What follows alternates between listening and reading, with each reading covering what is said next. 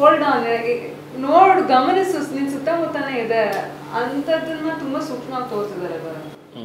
So ಅನ್ಸುತ್ತಾ ಪ್ರಮೋದ್ ಅವರು ಹೇಳಿದಾಗ, ಸೊ ಮದ್ವೆಗಿಂತ ಮುಂಚೆ ಬೇರೆ ತರ ಇರ್ತಾರೆ, ಸೊ ಮದ್ವೆ ಆದ್ಮೇಲೆ ಒಂದ್ ರೀತಿ ಅಸಡ್ಡೆ ಇದೆಲ್ಲೂ ಕೂಡ ಆಗಿರುತ್ತೆ, ಹೌದಾ? ಸೊ ಬೋತ್ ಸೈಡ್ ಇರತ್ತಾ, ಬರೀ ಎರಡು ಕಡೆ ಇರುತ್ತೆ. ಈಗ ಎಸ್ಪೆಷಲಿ ಇಬ್ರು ಕೆಲಸ ಮಾಡ್ತಿದ್ರೆ ಮನೇಲಿರೋರಿಗೆ ಜಾಸ್ತಿ ಅನ್ಸುತ್ತೆ ಅದು. ಯಾಕಂದ್ರೆ ಆಚೆ ಹೋಗೋರಿಗೆ ಒಂದು ಟೀ ಹಾಕೋಣ ಬಾ, ಒಂದು ಸಿಗರೆಟ್ ಸೇದೋ ಅಭ್ಯಾಸಗಳಿದ್ರೆ ಅದ್ ಮಾಡೋಣ ಬಾ, ಒಟ್ನಲ್ಲಿ ಕೆಲಸ ಇರುತ್ತೆ. ಎಷ್ಟೊಂದು ಜನ ಕಾಣ್ತಾ ಇರ್ತೀವಿ, ಬೇರೆ ಬೇರೆ ಮುಖಗಳು, ಬೇರೆ ಬೇರೆ ಮಾತುಕತೆಗಳು. ಮನೆಯಲ್ಲೇ ಇರೋರಿಗೆ ಆತರ ಇರಲ್ಲ, ಒಂದೇ ಮನೆ, ಒಂದೇ ಮುಖ, ಆತರ. ಐ ಥಿಂಕ್ ಡಿಪ್ರೆಷನ್ಗೆ ಹೋಗೋದು ತುಂಬಾ ಈಸಿ ಅನ್ಸುತ್ತೆ ಮನೆಯಲ್ಲೇ ಇದ್ರೆ. ಇಬ್ರು ಕೆಲಸ ಮಾಡ್ತಿದ್ರೆ ಸೆಪರೇಟ್ ಆಗೋದು ತುಂಬಾ ಈಸಿ ಅಂತ ಅನ್ಸುತ್ತೆ, ಪದೇ ಪದೇ ಎಫರ್ಟ್ ಮಾಡದೇ ಇದ್ರೆ. ಪದೇ ಪದೇ ಲವ್ ಆಗದೆ ಇದ್ರೆ ಬೇಗ ದೂರ ಆಗ್ಬಿಡುತ್ತೆ, ದೂರ ಅಷ್ಟೇ. ಸೊ ನಾಚ್ಕೊಳ್ಳುವಾಗ ಯಾರನ್ನ ನೆನ್ಸ್ಕೊಂಡ್ರೆ ಆಕ್ಚುಲಿ ನೀವು? ರಂಗಭೂಮಿ ಸರ್ ಯಾರು ಜ್ಞಾಪಿಸ್ಕೋಬೇಕಾಗಿಲ್ಲ, ಬರುತ್ತೆ ಅಲ್ಲ?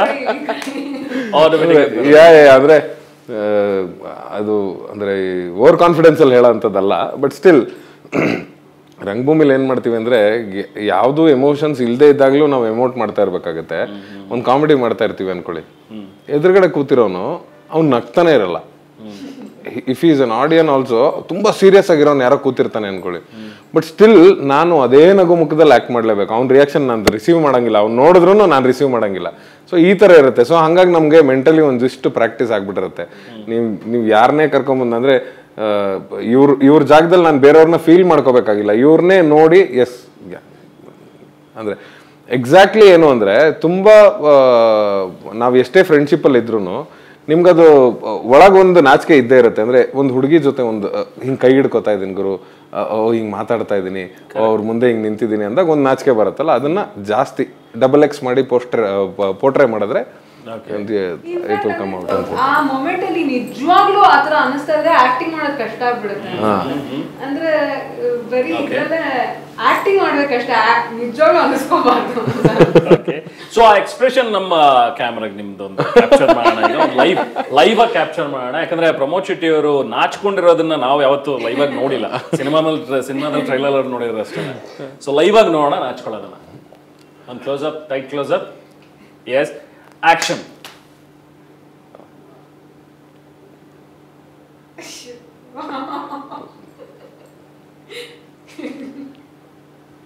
So nice.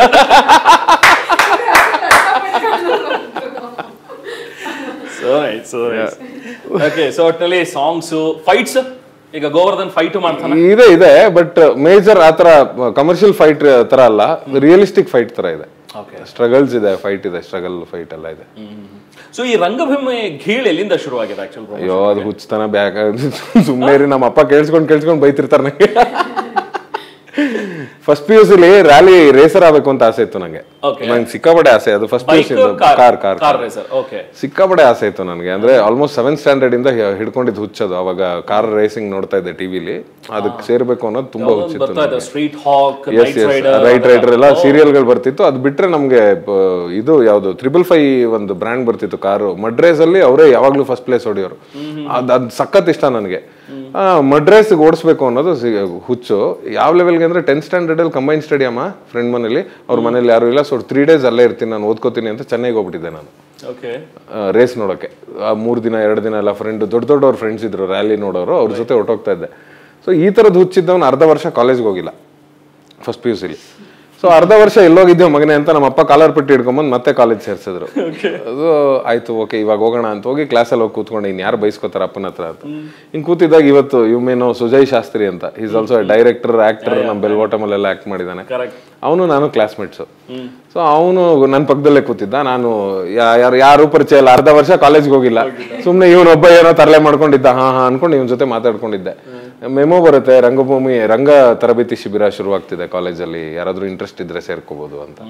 ನಾನು ಸುಮ್ನೆ ನಮ್ಗೆ ನಾಟಕ ಗಿಟ್ಕ ಬರಲ್ಲ, ಯಾಕೆ ಬೇಕು ಅಂತ ಸುಮ್ನೆ ಕೂತಿದ್ದೆ. ಇವ್ನು ಸುಜಯ್ ನನ್ನ ಕೈನೂ ಸೇರಿಸಿ ಎತ್ಬಿಟ್ಟ, ನಂಗೆ ನಾಟಕ ಗಿಟ್ಕ ಮಾಡಕ್ ಬರಲ್ಲ, 2 ತಿಂಗಳ ಅಟೆಂಡೆನ್ಸ್ ಸಿಗುತ್ತೆ ಅಂದ. ಆಹಾ, ಇದು ಎಸ್ಕೇಪ್ ಅಂದ್ರೆ ಅಂತ. ಕ್ಲಾಸಿಂದ ಎಸ್ಕೇಪ್ ಆಗಕ್ಕೆ ಏನೇನ್ ಕಾರಣ ಬೇಕಿತ್ತು ಅದನ್ನ ಹುಡುಕ್ತಾ ಇದ್ವಿ ಅಷ್ಟೇ. ಬಟ್ ಅಲ್ಲಿ ಹೋದ ಮೇಲೆ ಅದು ನನ್ನ ಪರ್ಸ್ಪೆಕ್ಟಿವ್ ನ ಚೇಂಜ್ ಮಾಡ್ಬಿಡುತ್ತೆ, ಕಂಪ್ಲೀಟ್ಲಿ ಪರ್ಸ್ಪೆಕ್ಟಿವ್ ಚೇಂಜ್ ಮಾಡ್ತು. ನಾಟ್ ಲೈಕ್ 1 ವರ್ಷ ಆದ್ಮೇಲೆ ಚೇಂಜ್ ಮಾಡ್ತು ಅಂತಲ್ಲ, ನನಗೆ ವೆರಿ ಫಸ್ಟ್ ಇಯರೇ ನನ್ನ ಪರ್ಸ್ಪೆಕ್ಟಿವ್ ಚೇಂಜ್ ಆಗೋಯ್ತು. ಅಂದರೆ ನಿನ್ನ ಕಾರಲ್ಲಿ ಬಾ, ನೀನು ಬೈಕಲ್ಲಿ ಬಾ, ನೀನು ಬಸ್ಸಲ್ಲಿ ಬಾ, ನೀನು ನಡ್ಕೊಂಬಾ, ನಿನ್ನ ಹತ್ರ ಎಷ್ಟು ಬೇಕಾದ್ರೆ ದುಡ್ಡಿರಲಿ, ನೀನು ಎಷ್ಟು ಬೇಕಾದ್ರೆ ಬಡವ ಆಗಿರೋ, ಯಾವ ಡಿಫ್ರೆನ್ಸ್ ಇಲ್ಲ ಅಲ್ಲಿ. ನಿನ್ನ ಕೆಲಸ ನೀನೇ ಮಾಡ್ಕೋಬೇಕು. ಕಸ ಗುಡ್ಸು, ಚಪ್ಪಲಿ ನೀಟಾಗಿ ಬಿಟ್ಟಿದ್ಯಾ ನೋಡು, ನಿನ್ನ ರಿಹರ್ಸಲ್ ನೀನು ಮಾಡು, ನಿನ್ನ ಕಾಸ್ಟ್ಯೂಮ್ ನೀನು ರೆಡಿ ಮಾಡ್ಕೊ, ನಿನ್ನ ಪ್ರಾಪರ್ಟೀಸ್ ನೀನು ರೆಡಿ ಮಾಡ್ಕೊ. ಸೊ ಇದೇನು ಮಾಡ್ತು ನನಗೆ ತುಂಬ ಈಕ್ವಾಲಿಟಿ ಕಲಿಸ್ತು, ತುಂಬ ಶಿಸ್ತನ್ನು ಕಲಿಸ್ತು ಲೈಫಲ್ಲಿ. ದೊಡ್ಡವ್ರ ಮಕ್ಕಳ ಥರನೇ ಇದ್ದಿದ್ದು ನಾನು. ಮೊದಲೇ 3ನೇವನು ಕೊನೆ. ಸೊ ಇಟ್ ವಾಸ್ ಲೈಕ್ ತರಲೆ ಮಾಡೋಕ್ಕೆ ಲೈಸೆನ್ಸ್ ಕೊಟ್ಟಂಗಿತ್ತು ನನಗೆ. ಅಷ್ಟೆಲ್ಲ ಲೀನಿಯಂಟ್ ಆಗಿ ಬದುಕ್ದವನ್ಗೆ ಇದೊಂದು ಶಿಸ್ತು ಕಲಿಸ್ತು ನನ್ನ ಲೈಫಲ್ಲಿ. ಸೊ ಅಲ್ಲಿಗೆ ಅಡಿಕ್ಟ್ ಆಗ್ಬಿಟ್ಟೆ ನಾನು. ನನ್ನ ಗೀಸಿಂಗ್ ಎಲ್ಲ ಮರ್ತೋಯ್ತು ನನ್ನ ಲೈಫಲ್ಲಿ.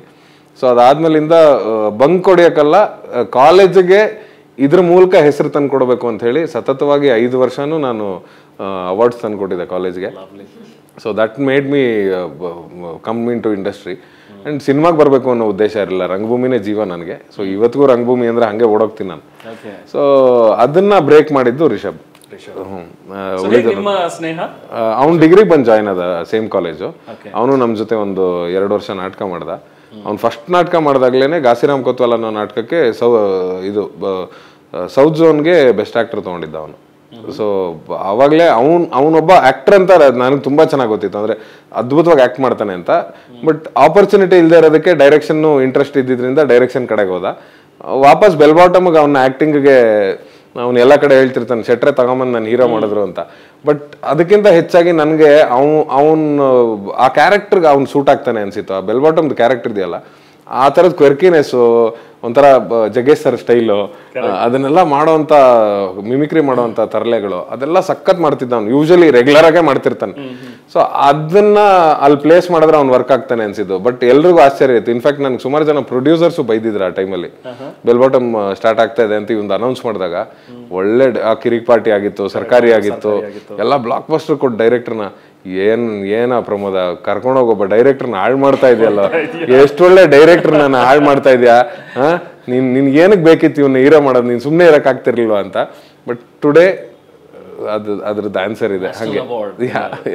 ರಿಷಬ್ ಶೆಟ್ಟಿ ಈಗ ಬಹುಶಃ ಆ ಥ್ಯಾಂಕ್ಸ್ ಗಿವಿಂಗ್ ನಿಮ್ಮನ್ನು ಅವ್ರು ಹೀರೋ ಮಾಡ್ತಾ ಇದಾರೆ ಅನ್ಸುತ್ತೆ. ಏನೋ ಗೊತ್ತಿಲ್ಲ, ಬಟ್ ನಮ್ಮಲ್ಲಿ ಯಾವತ್ತೂ ಆ ಥರದ್ದು ಏನೂ ಇಲ್ಲ. ಅಂಡ್ ಡಿಮ್ಯಾಂಡ್ ಇದ್ದಿದ್ದು ಬರತ್ತದು ಪ್ರಮೋದ್ನ ಹಾಕೋಬೇಕು ಅಂತ. ಸೊ ರಿಷಬ್ದು ಏನು ಇನ್ವಾಲ್ವ್ಮೆಂಟ್ ಅಂದ್ರೆ ಅವ್ನು ಎಸ್ ಅನ್ಬೇಕಿತ್ತು ಅಷ್ಟೇ ಆಸ್ ಎ ಪ್ರೊಡ್ಯೂಸರ್, ದುಡ್ಡಾಕೋರ್ ಅವರು. ಹಂಗಾಗಿ ಅದು ಬಿಟ್ರೆ ಕಂಪ್ಲೀಟ್ ನಾನೇ ಮಾಡ್ಬೇಕು ಅನ್ನೋದು ಇದ್ದಿದ್ದು ಭರತ್ಗೆ.